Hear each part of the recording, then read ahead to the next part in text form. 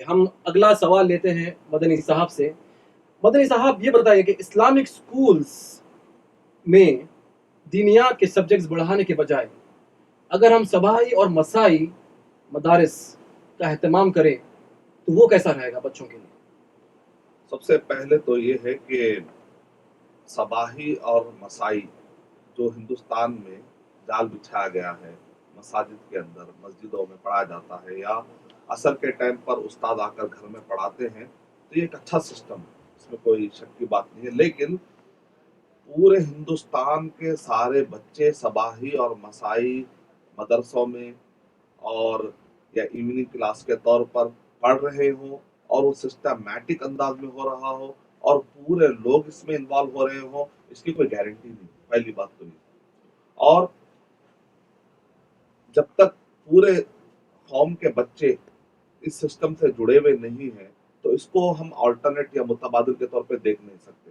لیکن اگر کہیں پر اس کا اہتمام ہو رہا ہو تو بہت اچھی بات ہے، بہت اچھی بات ہے. لیکن جو طریقے سے پوری قوم اور بڑے افراد، چھوٹے بچے جس طریقے سے اسکول کو جاتے ہیں صبح میں یونیفارم پہن کر، ٹفن لے کر، جو سنجیدگی کا مظاہرہ کرتے ہیں، اور ماں باپ بھی رات میں جلدی سوتے ہیں کہ کل اسکول جانا ہے، کل اسکول جانا ہے.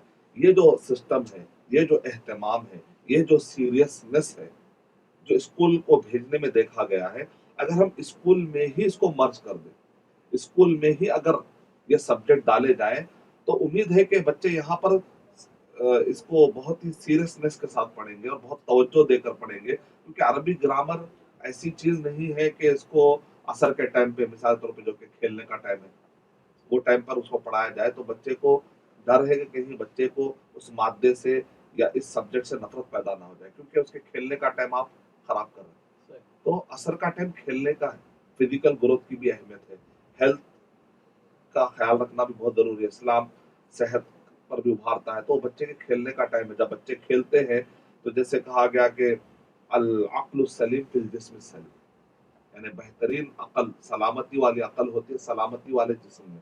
جب صحت اچھی نہیں ہوتی ہے تو اس کا اثر میمورائزیشن پر پڑتا ہے، جب صحت اچھی نہیں ہوتی ہے تو اس کا اثر تعلیم پر پڑتا ہے. تو اس وجہ سے بچوں کو کھیلنے دینا بھی چاہیے. لیکن ہم وہ ٹائم پہ اگر کسی مولانا کو یا کسی استاذ کو لگا دیتے ہیں تو بچوں کو گویا کہ ہم ایک طرح سے ان کو ایک پروگرام کر رہے ہیں کہ دیکھو بھائی یہ تعلیم اتنی اہم نہیں ہے، یہ تعلیم اتنی اہم نہیں ہے. کیونکہ اسکول کے لیے بچہ یونیفارم پہنتا ہے، صاف اور نیٹ، اور اس کے لیے ایک باقاعدہ توشے کا اہتمام ہوتا ہے، اس کا یونیفارم، اس کے بکس، اس کا ایک بیگ ہوتا ہے.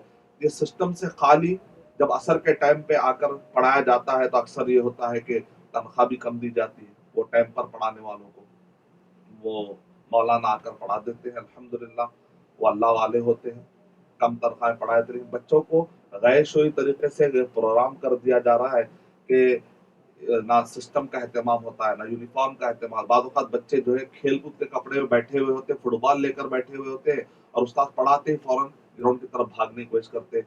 تو عربی لینگویج یا دینیات کے سبجیکٹ کو اس طریقے سے ہم نہیں پڑھائیں تو بہتر ہے. کیونکہ آپ جیسے بہیو کریں گے نا تو ویسا پرسپشن کریٹ ہوتا ہے بچوں کے دماغ میں. تو اس وجہ سے اس کو باقاعدہ ایک سسٹمیٹک انداز میں، جہاں جو اسکول کا ٹائم ہوتا ہے فریش ٹائم، صبح 8 سے لے کر 4 بجے کے دوران، جو کہ بچے کا ایک فریش ٹائم ہے، بچے کا ایک کوالٹی ٹائم ہے، اگر اسی کے اندر ایک 2 پیریڈ، زیادہ نہیں، قطرے قطرے سے دریا بنتا ہے جیسا کہ میں نے سکھا، اور اللہ تعالیٰ برکت دیتے ہیں. روزانہ ایک سبجیکٹ عربی لینگویج کا اور ایک سبجیکٹ دینیات کا، اور ایک 45 منٹ یا 30 منٹ میں اگر ایک سبجیکٹ ایک پیریڈ ختم ہوتا ہے تو اگر آپ غور کریں نرسری سے لے کر 9 تک تو لگ بھگ یہ 12 سال ہوئے. 12 سال ایک بہت بڑی مدت ہوتی ہے. تو اس وجہ سے اسی سسٹم میں ڈالنے کی کوشش کی جائے تو اس سسٹم میں بچہ جڑ جاتا ہے اور اس کو پتہ نہیں چلتا ہے. کئی سبجیکٹ کے جیسے وہ بچہ انگلش پڑھتا ہے، ہندی پڑھتا ہے، اردو پڑھتا ہے، تو ساتھ میں ایک عربی بھی پڑھ لے گا. تو ایک نئے سسٹم کی طرف جانے کے بجائے جو آلریڈی سسٹم موجود ہے اسی کا حصہ بنا دیا جائے تو بچے پر آسانی سے یہ مسئلہ پار ہوتا ہے.